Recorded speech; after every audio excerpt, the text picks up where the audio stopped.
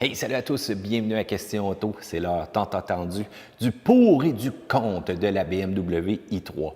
Regardons les points positifs et négatifs et on commence avec les points négatifs. Première des choses, la conception des portes à la renverse. Totalement original, oui, mais totalement compliqué aussi quand on arrive dans des stationnements premièrement étroits ou si jamais vous avez des passagers à l'arrière de vous, par exemple des enfants, vous allez voir, vous allez souvent rester pris entre deux portières et ça, c'est pas vraiment idéal. Le fameux prolongateur d'autonomie, ça c'est parfait, oui, ça crée une rassurance. Cependant, c'est pas au point pour faire des longs voyages, disons Québec, États-Unis. Si vous voulez le faire, pas de problème, mais vous allez trouver qu'après 100 km, 130 km, faire le plein, ça commence à être très répétitif, surtout quand on veut faire beaucoup de kilométrage. L'espace cargo aussi est un peu amputé quand on regarde la place à l'arrière que le coffre nous réserve. Le seuil est assez haut et on a des composants de la motorisation à essence. Donc ça, c'est un petit peu tannant aussi. L'hiver, les fenêtres givent rapidement. Il faut toujours travailler avec la climatisation presque au maximum. Et ça, encore une fois, qui dit climatisation, qui dit des givreurs, qui dit essuie-glace qui fonctionne tout le temps, eh bien, on perd un peu l'autonomie électrique tant et si précieuse pour faire beaucoup de kilométrage. Regardez les pneus aussi. Oh, que c'est mince! Quand vous allez être en situation hivernale, préparez-vous, faites attention. Ça offre quand même un bon mordant si vous mettez un bon pneu d'hiver, mais ça ne prend pas grand-chose pour rester pris cependant dans la neige. Mais au moins, on a quand même un comportement qui est surprenant. Faites attention aussi à leur rareté. Ça ne sera pas des pneus qu'on va être capable de trouver comme ça en cliquant des doigts.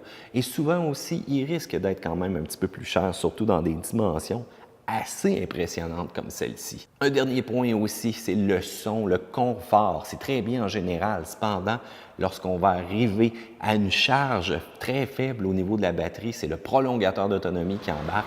Et là, c'est le son d'une génératrice, littéralement, qui est derrière vous et qui donne tout le temps un effort maximal. Donc, je vous laisse imaginer c'est quoi rouler avec une génératrice qui marche tout le temps derrière de vous. C'est pas nécessairement agréable, mais encore une fois, c'est extrêmement utile. Parlons-en, ça n'est qu'un point positif.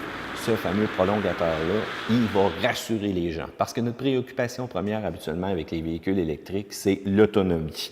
Le châssis léger, en carbone, dernière technologie, chapeau BMW, plus léger que l'acier, plus léger que l'aluminium. Pour une petite puce comme ça, ça ajoute un châssis qui est solide, ça rajoute un feeling de conduite, mais on bénéficie d'un poids très léger pour, encore une fois, faire des kilomètres avec notre fameuse batterie.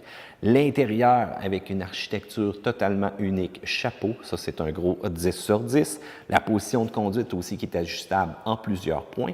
Parfois, il faut travailler un petit peu, surtout avec l'ajustement en hauteur du siège, mais encore là, on a un bon confort et même à l'arrière, si on n'a pas énormément un dégagement pour les jambes, on a quand même un bon confort lorsqu'on a pris place à l'intérieur et que le passager à l'avant ou le conducteur s'est ajusté un petit peu pour notre confort. C'est un véhicule qui est unique, une conception, donc propulsion dans le créneau, c'est totalement rare, mais ça garde le feeling de conduite BMW.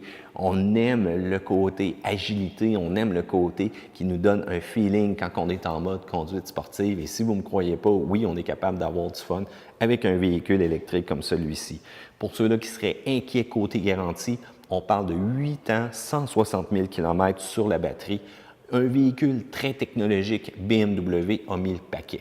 La note de maths, je lui donne un A+. Présentement, moi, je trouve que c'est vraiment un des leaders dans le segment quand on regarde l'empreinte environnementale que BMW laisse, le côté production, leur usine qui pense vraiment au futur et à laisser le moindre impact possible lorsqu'ils vont produire une BMW i3 et vraiment la rendre à son consommateur sur le marché. Un comportement intéressant. Attention à la facture, cependant, c'est sûr que ça va monter quand même assez rapidement, mais au moins je suis content de voir que BMW met l'effort d'un chef de file présentement dans ce véhicule-là. Je veux savoir qu'est-ce que vous en pensez. Êtes-vous d'accord avec mes points? Est-ce que j'en ai oublié?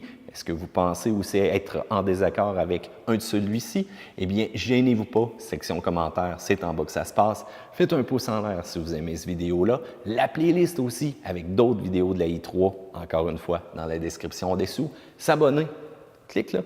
Oui, oui, clique.